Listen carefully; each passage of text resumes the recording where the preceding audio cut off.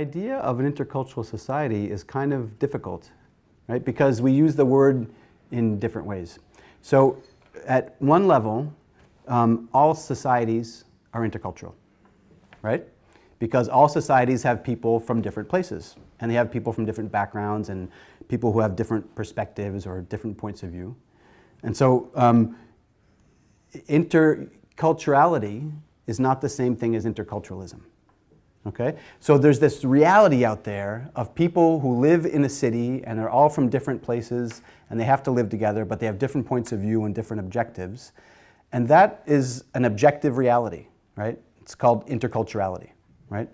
But for a society, so in that sense, all societies are intercultural, right? There's very few societies where everyone is exactly the same. Well, there's some societies where people are more homogenous, but in most societies, there's people from all over the place, and they're all different from each other. But interculturalism, which is kind of like a policy, or I think of it as a philosophy also, is very different. And so what most people say interculturalism is that interculturalism is kind of like a method. It's kind of like a set of tools that you can use in order to make it easier for people to get along together, despite of the fact that they have so many differences.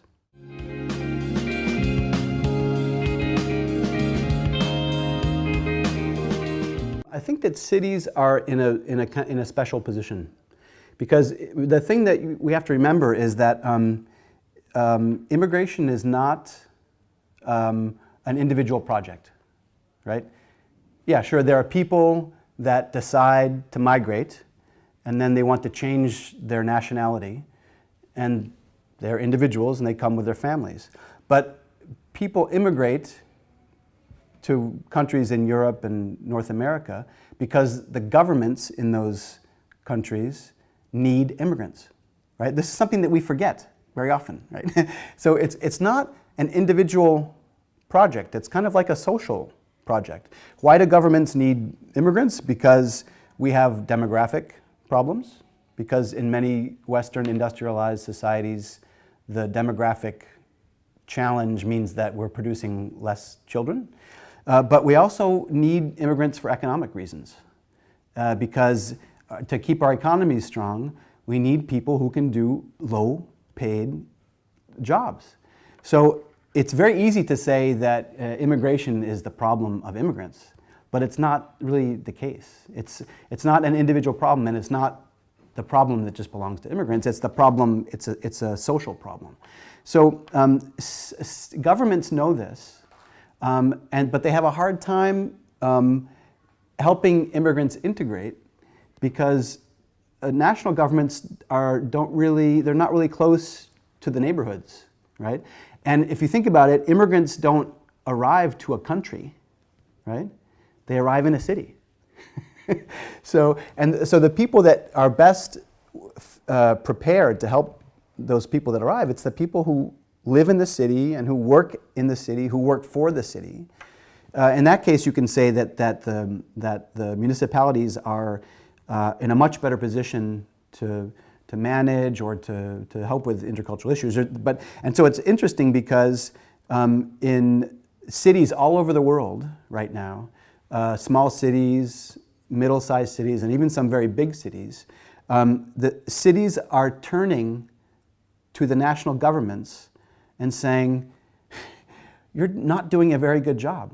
Let us do the job, because we know the territory, we know people's needs, we're in contact with non-governmental organizations and communities, and we can do a good job of it. We just need the resources. And so the government says, yes, that's a good idea. You could take care of that problem for us. But they don't necessarily give the resources. And so right now, all over the world, there's a kind of a tension between cities and states about who's responsible for immigration, and especially who's responsible for integration. Because arriving to a country is one thing, but adapting to the local context and being able to get a job and being able to feel like you belong to the society, that doesn't happen overnight. That takes a lot of time.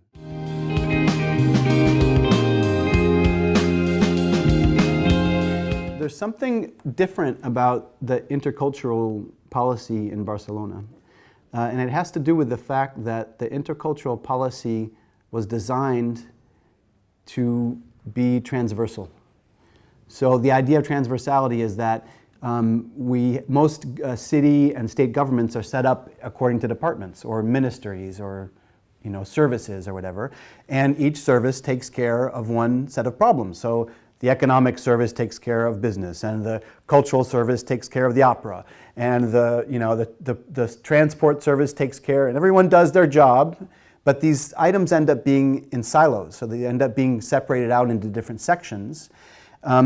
A problem like diversity, or a problem like a subject like interculturality or interculturalism, you can't limit it to one silo. It's kind of like the ecological question. It has to do with all of those different sections. And so the challenge for city administrations with regards to intercultural policy is to find a way to figure out, to make sure that the people who need help from the city are not just getting help from one section of the city government.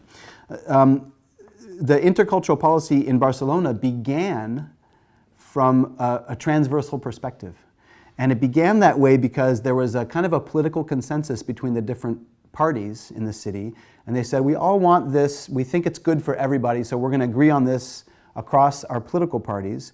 And we're going to try to put into place systems so that the intercultural policy applies not just in one sector, but it applies in all the sectors.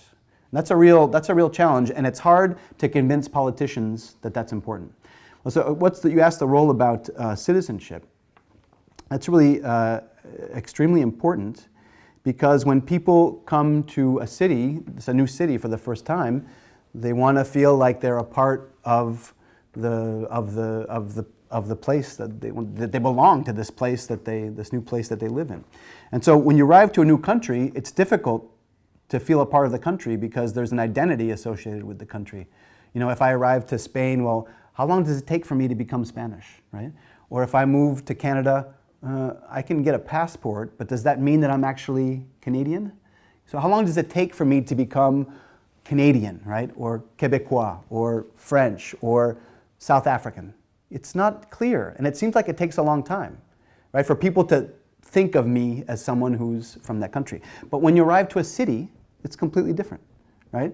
You can arrive to a city, and the next day you become somebody who lives in that city. So I can become a Montrealer, quickly, or I can become someone from Barcelona very quickly. And the only way to make that kind of belonging possible is through this idea that we're all citizens, right? Citizenship is, we don't all have citizenship, but it's easier to be a part of a city than it is to be a part of a country. And so some people think that we should stop talking about national citizenship, and we should start talking about urban citizenship. I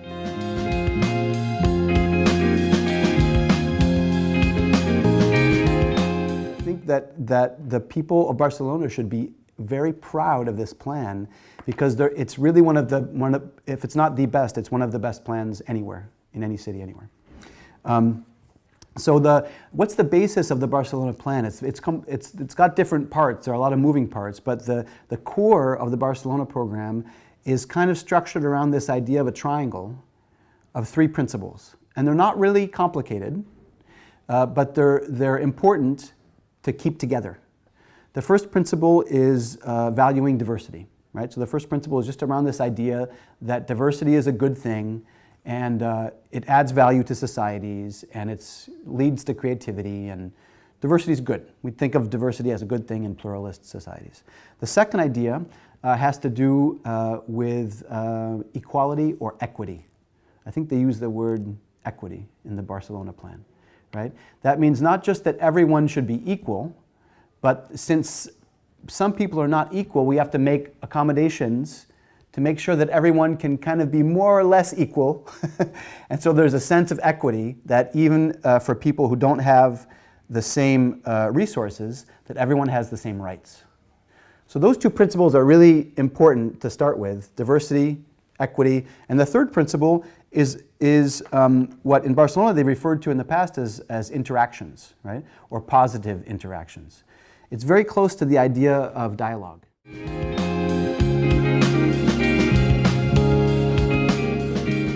This idea that diversity is something that everyone accepts as being good, it's still there, but it's not so clear that this is a consensus. In other words, the idea of pluralism is something that we accept in our legal system, but it's something that we have to reaffirm, right? And so what I would say about diversity is that diversity is a great thing, right? And to accept diversity is really important. But I don't think it's enough. I think if we just say, look, I'm open to diversity, you're open to diversity, everything will be fine. Well, it doesn't work like that. To be open to other people is important, but it's only the first step. Because now we have all of these new situations, right? We know that there's more diversity than there was before in almost all of Western Europe and North America. The rates of diversity in many cities in Europe and North America is going to be doubling in the next 15 to 20 years. So a city like Toronto in Canada, in the next year or two, there will be more than 50% of people who are not born in Canada. So what does that mean? That means a city with a majority and a bunch of minorities. It means that the minority is going to become the majority, right? And that's different, right? That's new. We haven't had that before. It used to be maybe 20% or 30% or 32%, but 50%. That means one of every two people will not have been born in the country, in the city where he or she lives. So what that means is we have all of these new situations that we're not used to dealing with. Situations with how people dress in public, with religious garb. We have situations in swimming pools, right? How can you use the swimming pool? Can men and women swim together? We have situations in public libraries. We have situations in cemeteries, right? For example, should there be separate cemeteries for separate religious groups? There's all of these new situations that we were not used to dealing with before. And so we can't just continue saying diversity is a great thing, you have to be open to diversity. Well, people want to be open to diversity, right? But sometimes they don't really have the conditions to do that. And so we have to start thinking about new ways. We have to look for new tools, and we have to think about developing new kinds of skills, right? And so one of the ideas that circulated, much because of the Barcelona plan, is this idea of convivencia, right? Convivencia, and it's a nice idea that we should be able to live together, right? But convivencia, if I understand correctly, also makes people think about the conflict and the tension between people who are from here and people who come from abroad. In French, we have a similar expression, right?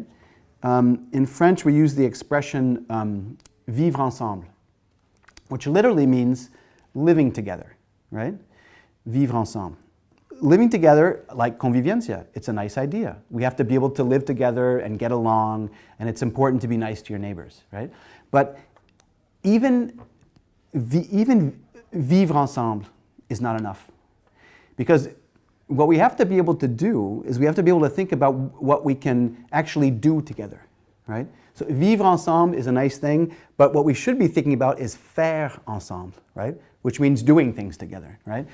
And we can't, from my point of view, we can't live together well and do things together well if we don't have some basic notion of how people communicate across cultures.